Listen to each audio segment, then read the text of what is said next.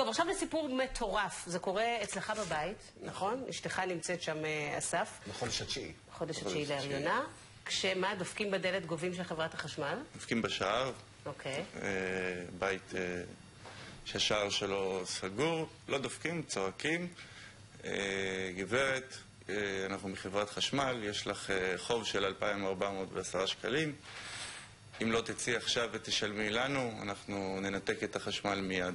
עכשיו, היא מכירה את הדרישה הזו שהיא לא היה לכם חוב, נכון? נכון, אנחנו מכירים וחיים בשנה האחרונה את המשחקים האלה עם חברת החשמל. למה, מה קרה? כי אתם משלמים בזמן את החשבונות שלכם בדרך? הוראת קבע. אנחנו יותר משלמים בזמן, אנחנו משלמים באמצעות הוראת קבע. אוקיי, לעשות בטוח בזמן. אז מה קרה? בטוח בזמן, עוד לפני הזמן.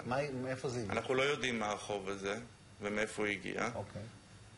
חשוב להגיד לגבי החוב ספציפית, שכפי שהוא מוצג כחוב, אנחנו אצלנו בבית נעשה את הערכה כבר למעלה משנה, בעצם לא הייתה איזושהי קריאה מוסדרת. איפשהו בשנה שעברה ב-2012 גם הגענו לאיזשהו חשבון של 12,000 שקלים בחודש. זאת הערכה שעשו לכם כמובן שגויה, ויכול להיות שמשם השתרבב הסכום הזה. יכול להיות, קשה גם את זה לדעת וללכת אחורה ולהבין. אבל רק שתבינו, עם זה אנחנו חיים, ואחת לחודש מדברים במוקד, מסדירים את העניין. וזה מה שאשתך אומרת לאותם גובים. היא אומרת להם, חכו, אני מרימה את האפן לחברת החשמל, כי זה חוב שלא קיים. נכון. אבל הם לא מסתפקים בזה. היא לא סיימה את המשפט, הזרם כבר נותק בבית. פשוט ניתקו אותו. כן. בשלב הזה היא כבר איתי בקו, אני הייתי די קרוב כיוון העבודה, אבל די קרוב הביתה, הסתובבתי, ביקשתי ממנה לצאת החוצה, בכלל לראות לראשונה מי צועק לה. גם ביקשתם זה, הם לא הזדהו. להזדהות, הם לא נכון, הבקשה הראשונה הייתה להזדהות, בגלל ששאלתי אותו מי אלה? שום דבר, שום זיהוי. אתה הזמנת משטרה או שלא? לא, הם הזמינו. הם הזמינו משטרה. הם הזמינו משטרה כי חסמתם להם את האוטו, נכון? זו הטענה. כן, אשתי יצאה כדי לעמוד ולצלם בגלל שהם סירבו להזדהות, והיה חשוב לנו שיהיה לנו מידע. היא צילמה את מספר הרכב. המשטרה דווקא באה והייתה בצד שלכם. קצת משועשעת מהעניין. התנצלו שלא יכלו לכפות עליהם להרים את החשמל, שהם לא שופטים, וזה בסדר. דרך אגב, אני חוזר על זה כל הזמן.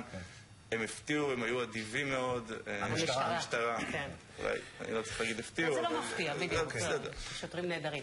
בשורה התחתונה אתם נשארים בלי חשמל, אחרי מאבק שאשתך בחודש תשיעי, צריך לומר, מנהלת עם הרבה מאוד אמוציות וכעס ועלבון, ואז צריך לחבר את החשמל, נכון? מה אומרים לכם כשאתם מתקשרים? נכון, אחרי שאותם שוטרים עוזבים ועובדי חברת החשמל עוזבים את המקום, רק אז אני יודע שהם עובדי חברת החשמל, אנחנו מתקשרים. בשלב הזה בעצם הוא השלב מבחינתנו הלא פחות מקומם. קודם כל, בשלב הזה זה כבר לא חוב או סכום לתשלום, כמו שאני רואה את זה, זה כופר. אתה רוצה שיחברו לך את החשמל? תשלם. אחרי זה נדבר. שילמתם אגב? ואז הדבר הזה מתגלגל לפתחו של מנכ"ל חברת חשמל, נכון?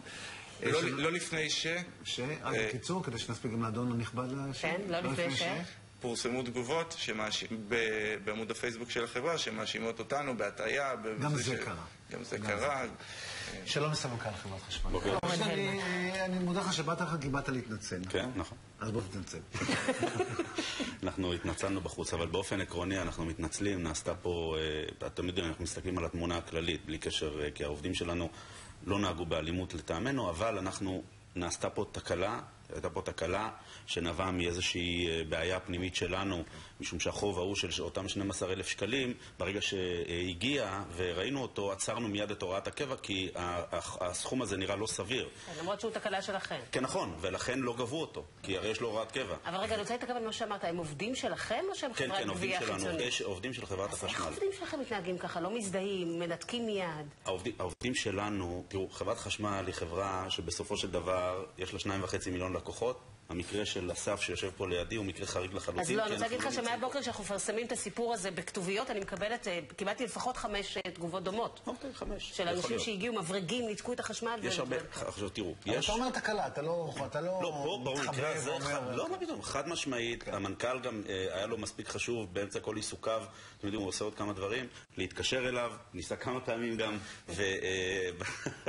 ודיבר איתו והתנצל, ואחרי השיחה עם אסף שאלה כמה רעיונות רעיונות בשיחה עם המנכ"ל. כי אתם עושים איזה ועדת בדיקה עכשיו, נכון?